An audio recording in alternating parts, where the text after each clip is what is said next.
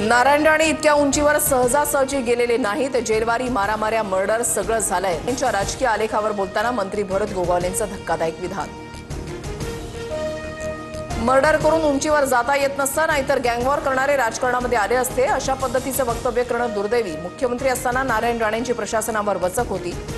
गोगावलेंच्या विधानावर प्रवीण दरेकरांची प्रतिक्रिया. हिंदीच्या मुद्द्यावरून ठाकरेकडे आक्रमक. उद्धव ठाकरेंच्या उपस्थितीमध्ये जीआरची प्रतिकात्मक होळी करणार. जाहीर सभेचंही आयोजन. मराठीसाठी एकत्र व्हा. शिवसेना भवन परिसरामध्ये मनसे आणि शिवसेना ठाकरे गटामार्फत बॅनरबाजी.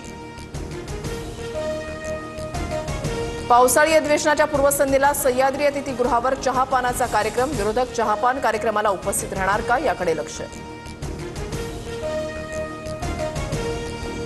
बीडच्या खासगी क्लासेसमध्ये विद्यार्थिनीचा विनयभंग करणारे आरोपी ताब्यात. विजय पवारसह प्रशांत खाटोकरला अटक.